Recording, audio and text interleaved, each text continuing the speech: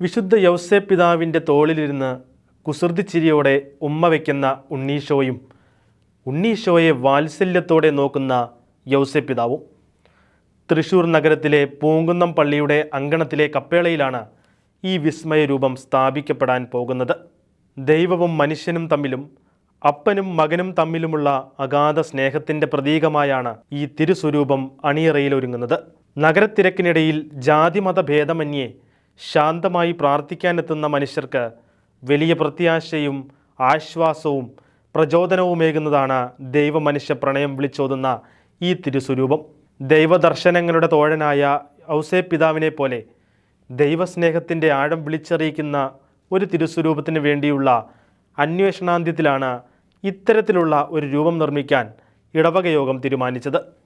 നഗരത്തിലെ പ്രമുഖ പള്ളികളായ പുത്തൻ പള്ളിയും ലൂർദ് പള്ളിയും മാതാവിൻ്റെ പള്ളികളായി തലയുയർത്തി നിൽക്കുമ്പോൾ യൗസേപ്പ് പിതാവിൻ്റെ നാമത്തിലുള്ള നഗരത്തിലെ ഒരേ ഒരു പള്ളിയാണ് പൂങ്കുന്നം പള്ളി. 11 വർഷങ്ങൾക്ക് മുൻപ് പരമ്പരാഗത ദേവാലയ സങ്കല്പങ്ങളിൽ നിന്ന് വ്യത്യസ്തമായി സമകാലീന ശൈലിയിലാണ് 30,000 ചതുരശ്ര അടിയിൽ മനോഹരമായ ഈ ദേവാലയം പൂർത്തിയാക്കിയതെന്ന് വികാരി ഫാദർ ആൻ്റണി കുരുതുകുളങ്ങര സൺഡേ ശാലോമിനോട് പറഞ്ഞു.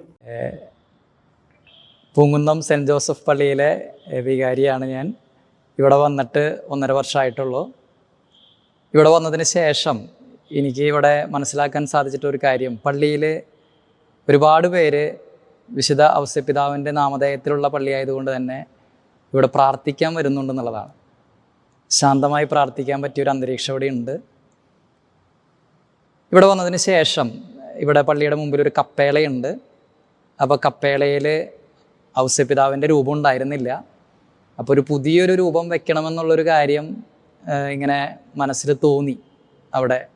അവിടെ വന്നു പോകുന്ന നാനാജാതി മതസ്ഥരായിട്ടുള്ള ആൾക്കാരുണ്ട്. അവർക്ക് വിശുദ്ധ യൗസേപ്പ് പിതാവിൻ്റെ ആ മാധ്യസ്ഥത്തിൽ പ്രാർത്ഥിക്കാനായിട്ടുള്ളൊരു അവസരം ഉണ്ടാക്കുക എന്നുള്ളത്.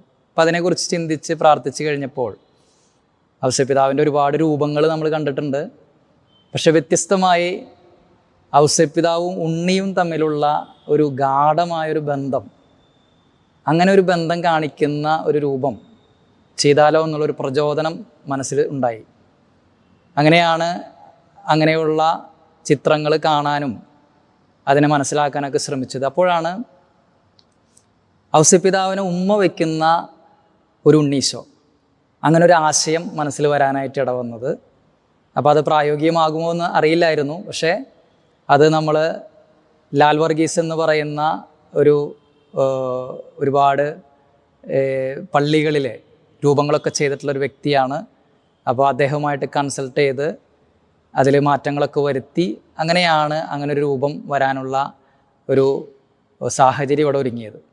അപ്പോൾ അതിൽ എന്നെ ഏറ്റവും കൂടുതൽ ആകർഷിച്ച ഒരു കാര്യം, നമ്മൾ വിശുദ്ധ യൗസേപ്പ് പിതാവിനെ കുറിച്ചൊക്കെ നമ്മൾ കേട്ടിട്ടുണ്ട്, വായിച്ചിട്ടുണ്ട്, യൗസേപ്പ് പിതാവിൻ്റെ അടുക്ക് വന്ന് പ്രാർത്ഥിക്കാറുണ്ട്. ഒരുപാട് കാര്യങ്ങൾ നമുക്ക് സാധിച്ചു തരുന്ന ഒരു വിശുദ്ധൻ എന്നുള്ള രീതിയിൽ യൗസേപ്പ് പിതാവിൻ്റെ അടുക്കൽ വന്നൊക്കെ നമ്മൾ പ്രാർത്ഥിക്കാറുണ്ട്. അതിനേക്കാൾ ഉപരിയായി ഈ വിശുദ്ധന്, ഈശോയുടെ വളർത്തപ്പനായിട്ടുള്ള യൗസേപ്പ് പിതാവിന് ഉണ്ണീശോയുമായിട്ടുണ്ടായിരുന്ന ഒരു ബന്ധം, ഗാഢമായൊരു ബന്ധം, അതെങ്ങനെയാണെന്ന് അറിയാനുള്ളൊരു ആകാംക്ഷ ഉണ്ടായിരുന്നു. എനിക്ക് തോന്നുന്ന ഒരു പക്ഷേ ഉണ്ണീശോ ഏറ്റവും കൂടുതൽ സമയം ചെലവഴിച്ചിട്ടുണ്ടാകുക യൗസേപ്പ് പിതാവിൻ്റെ അടുത്താകാനാണ് സാധ്യത. കാരണം ഉണ്ണീശോ ബത്ലഹേമിൽ നിന്ന് ഈജിപ്തിലേക്ക് ദൈവകൽപ്പന അനുസരിച്ച് പോകുന്നുണ്ട്. അതുപോലെ തന്നെ ഈജിപ്തിൽ നിന്ന് ഇസ്രായേലിലേക്ക്, നസ്രത്തിലേക്ക് തിരിച്ചു വരുന്നുണ്ട്. ദീർഘയാത്രയാണ്. ഈ ദീർഘയാത്രയിൽ ഒരിക്കലും മാതാവിനെ സംബന്ധിച്ചിടത്തോളം ഉണ്ണീശോയെ തോളിലേറ്റി നടക്കാനോ കയ്യിലേന്തി നടക്കാനുള്ള സാഹചര്യങ്ങൾ കുറവായിരിക്കും. അപ്പോൾ കൂടുതൽ സമയവും ഉണ്ണീശോയെ കയ്യിലേന്തിയിട്ടുണ്ടാകുക യൗസേപ്പ് പിതാവാകാനാണ് സാധ്യത. അപ്പോൾ ഈ യൗസേപ്പ് പിതാവ് ഉണ്ണിയും തമ്മിലുള്ളൊരു വലിയൊരു ബന്ധം അന്ന് തന്നെ ഉടലെടുത്തിട്ടുണ്ടാകും. അത് പിന്നീടുള്ള ജീവിതത്തിൽ, ഉണ്ണീശോയുടെ ജീവിതത്തിലും യൗസേപ്പ് പിതാവിൻ്റെ ജീവിതത്തിലൊക്കെ നമുക്ക് തെളിഞ്ഞു കാണാനായിട്ട് സാധിക്കും. യൗസേപ്പ് പിതാവിൻ്റെ ഒരുപാട് നന്മകൾ ഉണ്ണീശോയിൽ നമുക്ക് കാണാൻ സാധിക്കും. അപ്പോൾ നമ്മുടെ ജീവിതത്തിൽ ഈ രൂപം കാണുമ്പോൾ നമുക്കുണ്ടാകാൻ പോകുന്നത്, ഉണ്ണീശോയും യൗസേപ്പ് പിതാവിനുള്ള ആ ബന്ധത്തിലൂടെ ഉണ്ണീശോയുമായി നമുക്ക് ഇങ്ങനെയുള്ളൊരു ബന്ധം സ്ഥാപിച്ചുകൂടെ? ഇതാണ് മനസ്സിൽ തോന്നിയൊരു ആശയം. നമ്മുടെ ജീവിത പ്രതിസന്ധികളിലൊക്കെ ഉണ്ണീശോയുടെ ഒരു സ്നേഹചുംബനം സ്വീകരിക്കുന്ന വ്യക്തികളാണെങ്കിൽ തീർച്ചയായിട്ടും ഏത് പ്രതിസന്ധിയെയും മറികടക്കാനായിട്ട് സാധിക്കുമെന്നുള്ളൊരു ചിന്ത എപ്പോഴും ഇങ്ങനെ ഈ രൂപത്തിൽ നോക്കിക്കഴിഞ്ഞപ്പോൾ കാണാനായിട്ട് സാധിച്ചു. അപ്പോൾ നമ്മൾ ഔസേപ്പിതാവ് ഉണ്ണീശോയുടെ കൂടെ ആയിരുന്നെങ്കിലും ഒരുപാട് പ്രതിസന്ധികളിലൂടെയുള്ള ജീവിതയാത്രയായിരുന്നു. എന്നിട്ടും ഈ ഉണ്ണിയുമായിട്ടുള്ള ആ ബന്ധമാണ് ഔസേപ്പിതാവിൻ്റെ ജീവിതത്തെ മുന്നോട്ട് നയിച്ചത്, ശക്തിപ്പെടുത്തിയത്. അങ്ങനെ ഒരു ബന്ധത്തിലേക്ക് വളരാനായിട്ട് ഈ രൂപം ഒരുപാട് പേർക്ക് സഹായകരമായി തീരട്ടെ എന്നാണ് എൻ്റെ ഒരു ആഗ്രഹം.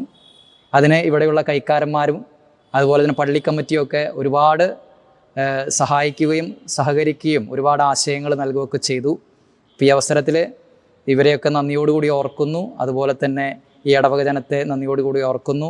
ഈ പൂങ്കുന്നം സെൻറ്റ് ജോസഫ് ദേവാലയം എന്ന് പറയുന്നത് ടൗണിൽ 2 മാതാവിൻ്റെ വലിയ പള്ളികളുണ്ട്, ലൂർദ് പള്ളിയും പുത്തമ്പള്ളിയും. പക്ഷേ ഔസേപ്പിതാവിൻ്റെ നാമത്തിലുള്ള ഒരു പള്ളി, ആകെയുള്ളൊരു പള്ളി പൂങ്കുന്നം സെൻറ്റ് ജോസഫ് പള്ളിയാണ് ടൗണിൽ.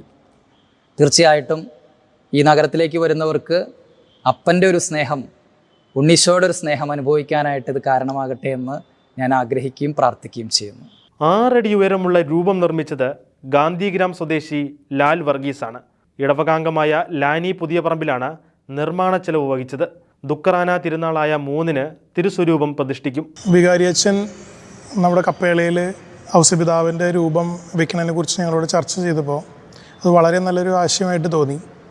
ഒരു അപ്പനും മകനും തമ്മിലുള്ള സ്നേഹബന്ധത്തിന് ഏറ്റവും ഊഷ്മളമായ ഒരു ചിത്രീകരണം നമുക്ക് ഔസേപ്പിതാവിൻ്റെ രൂപത്തിൽ നമുക്ക് കാണാൻ സാധിക്കും. അപ്പോൾ നമുക്ക് പല ഡ്രോയിങ്സും ലാൽ എന്ന് പറഞ്ഞിട്ടുള്ള ആൾ നമുക്ക് തന്നിരുന്നു. പക്ഷെ അതിൽ ഏറ്റവും ഇഷ്ടപ്പെട്ടത് നമുക്ക് പ്രതിനിധി അംഗങ്ങൾക്കാണെങ്കിലും മെജോറിറ്റി ആൾക്കാർക്ക് ഇഷ്ടപ്പെട്ടതും ഈ ഒരു ചിത്രമാണ്.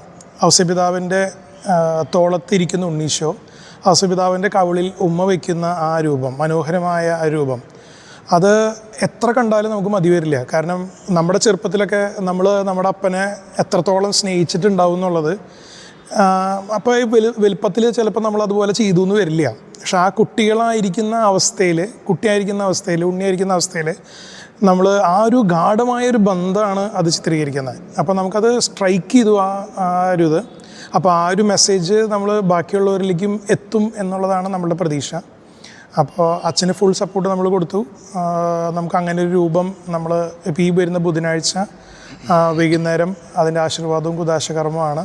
അതിരൂപത വികാരി ജനറൽ മോൺസിഞ്ഞോർ ജോസ് കോനിക്കര മുഖ്യ കാർമ്മികത്വം വഹിക്കും.